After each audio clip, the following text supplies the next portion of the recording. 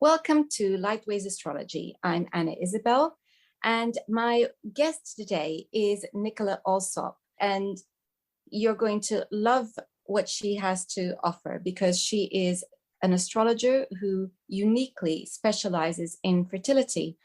Welcome to Lightways, Nicola. Thank you very much. Lovely to be here. In reading your book, Fertility Astrology, I loved so many things about it. It's hard to know exactly where to stop, but I think perhaps it might just be a good place to ask you to describe a little bit about what you do. So broadly, I help couples get pregnant using their personal astrology. So when couples have been trying to conceive and it hasn't been working out, they get hold of me and they'll give me both of their charts. And if they're using a surrogate or an egg donor, we try and get hold of those charts. And we look at their personal astrology and I try and pinpoint potentially fertile times for them to use, to do whatever kind of treatment they want to do, whether it's artificial insemination or even natural reproduction. But more specifically, my work is orientated around IVF.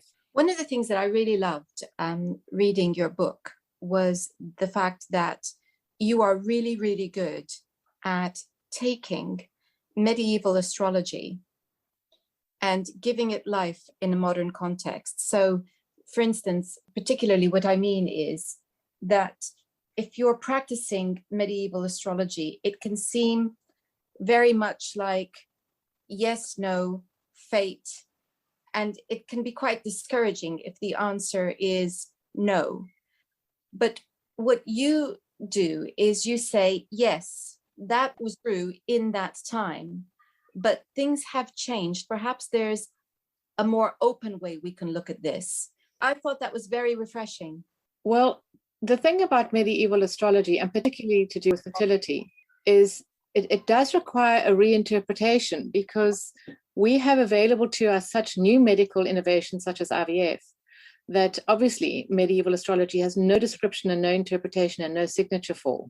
So that's the first anomaly that we have to get over. So no, medieval astrology for me is not black and white. It's more about a judgment on a situation or on whether a planet can act or not. So what tends to happen is it's instead of saying, so for instance, my whole astrology is hung on the principle of finding out what the Almutin of pregnancy is. For me, I can't even look at a chart until I know what that is. So it's a long algorithm. You can look it up in the book and we eventually find it. Solar fire has been programmed. Well, I've programmed my solar fire to do it.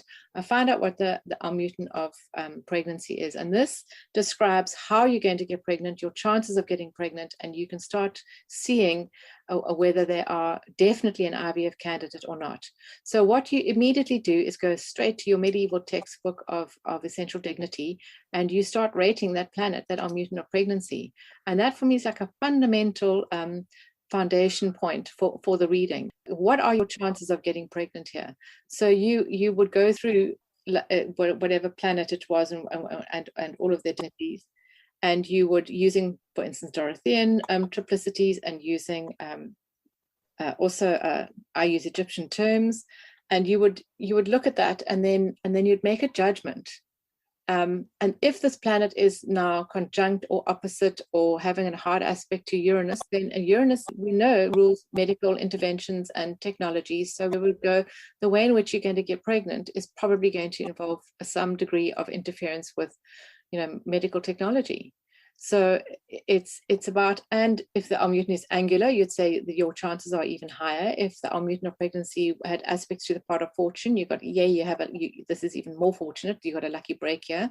So you would start rating it like that using very strict medieval rulerships, as I said, and dignity to the Almutin of pregnancy, but you are just reinterpreting it back into 2021 and not the middle 1200s.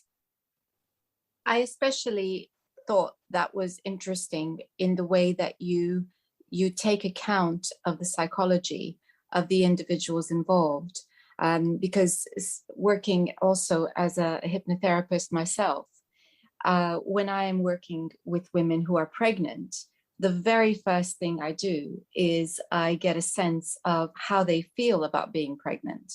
and what are the fears that they have about motherhood. Is it the first? Is it the second? You know, what is it about this pregnancy that they're looking forward to? Is there anything that they're afraid of? And then doing the same thing with the father as well. And I really appreciated the way that you always bring that into the equation as well. Well, yes, and there is a long history in academic medical narrative anthologies of people's emotions, or the way in which they are in the world dictate almost how and what illnesses they get and how they respond to them. So it is important to understand how somebody is, and to that extent, temperament is really important. You know, understanding how somebody is going to respond. So, for instance, the Aries women who come to me, if they don't have a window of opportunity to use in the first 6 months, they're going to go crazy. So I always have to work extra hard to find extra times for them sooner rather than later, because they have no patience to wait. So it's about understanding also the person that you're treating in terms of temperament. And then on top of that, there's also emotional baggage in terms of parental conditioning, in terms of previous trauma, relationship trauma. A lot of people have babies for very different reasons. Some people have babies to secure material security. Some people have babies to heal what they think is going to be healing a wound. Of course, babies never heal a wound. They always expose it more, but they have an idea that a baby will heal something. And other people have babies for their parents, for a sense of legacy, and that might not even want them themselves in the first place. So you are dealing with multiple layers and levels of how can I say, human responses. And these human responses do have an effect on our physical bodies, and they manifest in astrological signatures. And as astrologers, we are lucky in that we are able to see them, and actually, once we manifest them into a narrative and we start talking about it, as you know, the fear can dissipate, and we can find practical ways around it. So, for instance, my most common infertility signature is Moon Saturn. And so what happens with Moon Saturn people, and the way I step into that narrative, is I say, well, in your life, it seems to me that you carry with you the narrative of not enough. And this narrative of not enough could be that you don't feel like you have enough time, you don't feel like you have enough emotional resources, you don't feel like you have enough money, and you don't feel like you have enough of whatever it is you think you need in order for the things that you want to do in life. And that interpretation is sufficiently vague, but also particular, to help that person understand that it doesn't matter how rich they are, how much love they have, how much whatever, they will always feel self-limited. And when you always feel self-limited, then you are stingy with yourself, you're stingy with others, and then you have a low ovarian reserve because your body is stingy with eggs. So this is the way that I've made the connections in the astrology, is to take it from an emotional response to the world right down to, well, how are your eggs going to respond to that? You know? And that takes us also into the matter of narrative, because I also really love the way that you talk about the importance of narrative in the process. So could you tell us a little bit about that now? Well, you know, it usually pertains to compromised moon signs, or compromised moon signatures. You know, we as women, we are continually given false narratives as we grow up. And what happens is that if you are in a family with siblings, there are inevitably going to be a favorite in the family, a black sheep in the family, somebody who's always told off, somebody who always has to mother the others, and parents and the world impose a narrative on us. And if we are not vigilant, and if we are not aware, we often take that a narrative, and it forms our self-identity. And the thing is, when you've got somebody in front of you, is to say, like, how is this really your self-identity, or is it something that's been imposed upon you? So let's explore this story. Like, tell me about how you felt when your youngest sister, 10 years younger than you, was born, and tell me how you felt about what was your family's expectations of you, and do you feel like you've taken those expectations into this relationship that you have now that you're 38 years old, and how do you feel about the criticisms that are in your head? So it's about determining what is really self-identity and what is a narrative that has been imposed upon us by other people for their convenience, not necessarily for your good, good intention. So that's one way of exploring it. Yes, absolutely. And it's, what we're doing there is exploring what are the beliefs this person holds about themselves, about their place in the world. And of course, that's where the astrology chart is so beautiful, because that is the story right there that we're reading. But it's about giving the person the opportunity to then be able to reflect on that story that is theirs. So it's that in itself can be a very healing and powerful experience. Yes, quite. The work that you do with the father, I thought was wonderful as well. Perhaps you can tell us a little bit about that. Well, it's just important to say and to acknowledge, especially in a relationship or a marriage or in a committed partnership where you have two people who are both wanting to have a baby, is that we don't partner randomly with people. That partnership is kind of it is part of your destiny, and that chart also has a voice. So we can't only look at the female chart to determine fertility of the couple. So that's the first fundamental, I think, departure point for me. And also sometimes what happens in couples is that, and this goes with medical diagnoses, it's really interesting, is that one couple will hold a signature. So let's just say, example, it's a Mars-Neptune hard aspect, which is the signature in my books for killer cell or immune issues to do with the fetus. And that is where the mother's immune system is so strong that it detects that the fetus is foreign and then expels it before implantation can happen. Now, not all women or not all couples who have got these immune conditions, does the woman have a Moon-Neptune hard aspect. But if you look at the partner's chart sometimes has the Neptune-Mars aspect. So what happens is that partners can hold signatures for the other. So the male has the signature for it, but the female manifests the issue. I just thought that was wonderful to see you describing that, because very often with astrology, we're looking at an individual chart, and that's almost a chart out of context, because we're not looking at the other charts that are in the person's life. So I really loved that you did that. It's something that I also look at when I'm looking, again, when I'm working with pregnant women, is I'm looking at both charts. And it's such a rich thing to do, but I love the way that you were looking at the male fertility as well. I thought that was, and how it impacts. Well, yes, and of course men do have their own emotional and psychological issues that they bring to the table, and for a lot of men who have a Moon Saturn, for example, they never feel like they have enough money, and they also often don't feel like they have enough love. For a lot of people who don't have children, or who have been only children, or perhaps the baby sibling, they don't have a concept that love is infinite, that it's just there's an add-on. In fact, there's even more love.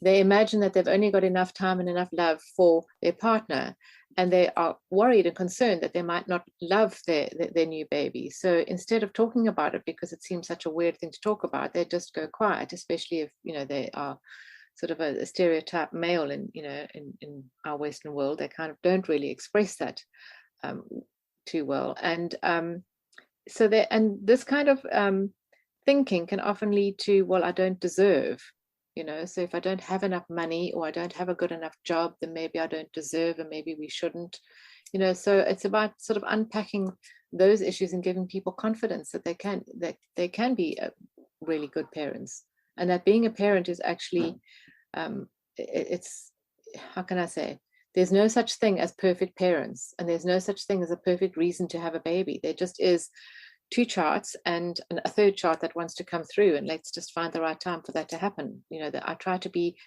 that kind of disassociated from the judgment about it, but at the same time giving them the opportunity to talk about their particular emotional things. I don't always recommend that couples start therapy at the same time that they're doing IVF, because that's just impossible, because you're dealing with, like I said, a woman who's got a significant amount of hormones raging around her system, and that's counterproductive. And it's also, we can easily get into the blame game. So if the IVF fails, it means that you weren't good enough in therapy, you know, so it's very conflicting. So I prefer a very sort of in and out, concise, to the point little chat. And then I say, go away and think about it and talk to one another about it. But I wouldn't recommend dwelling on it. And particularly if it's male issues and it's related to sort of sperm quality. So a lot of men with a Mars moon are emasculated men, and they are attracted to feisty women. And you don't really want to pick that scab right at the point where they're trying to have a baby. So yes, we could spend a lot of time, and how can I say, a psychological astrologer would have a field day. They could really get a lot of how can I say, productive work done with somebody who has that signature, and that would be great. But in the context of my clients, they are about to have IVF. They are spending a significant amount of money on it, and I would like to get them pregnant as soon as possible without any delay. So that's why my approach is to just go in and out very quickly with those comments or those observations. Yes, because what you're doing is you're wanting to solve a specific problem as well. So that's a very, I think, wise approach. How did you, as an astrologer, get into this field of astrology? So I started my astrology studies in Cape Town with a very dear friend of mine called Rod Suskin. He's got an astrology school there, a very good school. And it was back in the day where we all had to meet face to face because there was no Zoom and no internet like we have now. And so we used to meet in an antenatal clinic above a cafe, and the ladies would come from the clinic and waddle down the stairs, and we would go and sit in their warm seats with pictures of babies all over the walls. So it's kind of really interesting that I became a fertility astrologer and 2 other people got pregnant on the course. But what actually happened was, in my second year of study, I was always, you know, that Mercury in Sagittarius of mine is overly confident and is, you know, just, I shoot my mouth off sometimes. I'm a bit careless like that. So I started looking at charts, and a friend of mine, or an acquaintance of mine, actually brought me her chart and said, you know, what did I think? And I made an outlandish prediction, and it's the chart of Amanda in the first chapter of the book. And it was a story that was so unreal and so you know, out of the park. And then when it came to be, I went, oh, okay, and that gave me a big fright. And I think that kind of served me, her chart and that experience of doing her chart did kind of really bring home the sense of responsibility to me, that if I'm going to be trucking with something as powerful as astrology in a world as serious as fertility, then I'd actually really better pay attention. And so I really started focusing a lot more on this. And then within 6 months, I'd predicted 7 pregnancies to the day. And it just seemed like that was it. I was now a fertility astrologer. I remember Rod saying to me, be careful, because you ring fencing yourself into a specialty and you might not get other clients, you know, and this is, you know, this is the fringe of the fringe. And at the time, I guess we all thought it was the fringe of the fringe, but the truth be told, it's like 1 in 6 couples struggles from infertility. So it's kind of like I have created a niche, but there's a lot of space in this niche because there are a lot of people who are suffering. Yes, indeed, that is the case. And anyone who knows a couple who wanted to have a child and haven't been able to, and the pain that's caused them, is going to understand exactly what you've just said. Yeah, it's the other thing that I just want to say is, you know, and I guess it goes for any kind of astrology, especially when you're looking at the sort of the expert astrologies. I'm talking about financial astrology, career guidance, or fertility. It's you have to know as much about the astrology as you know about the medical activity of IVF. So it's helpful to my clients to know that firstly, I'm a woman, I've had 2 children. And secondly, it's helpful for them to know that I had secondary infertility and I experienced IVF. So people who are having IVF, they feel very alone because there's a stigma attached to it and people aren't really talking about it. And I think talking to somebody like me, who I don't make light of it, but I want to be a predictive astrologer. I don't want to be a psychologist. So I'm the person who I observe and refer and observe and refer, and I'm moving the conversation along. And hopefully, and a lot of the time people say that at the end of the consultation, they feel like I've normalized IVF. So I tell them what to expect. I've had the experience of it. So they feel that I have got real empathy and real compassion because I know exactly what they're going through. And so they relax and they are able to kind of connect with you on a level that is beyond the astrology.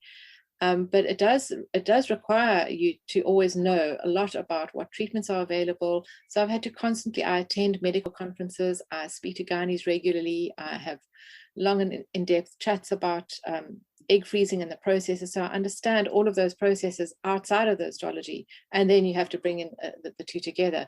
But I think it's important that we bridge these two worlds, and that's the outside world and the world of astrology. And somehow we educate both sides. So we educate the astrologers on the medical footnotes of the signatures, and we educate the public and the doctors on the benefits of astrology. I can't say enough how fascinating I found your book and how much I enjoyed it. And for anyone who is interested in knowing more about Nicola's work and would like to get in touch with her, Nicola, what would they do? Well, you could just Google Fertility and Astrology, or you could find me at www.fertilityastrology.com. And I will also put a link to the book so that anyone who wants to find it can do so easily. Nicola Allsop, thank you so much for being on Lightways today. It's a pleasure. Thank you very much for having me. You've been listening to Lightways with me, Anna Isabel. Until next time, goodbye.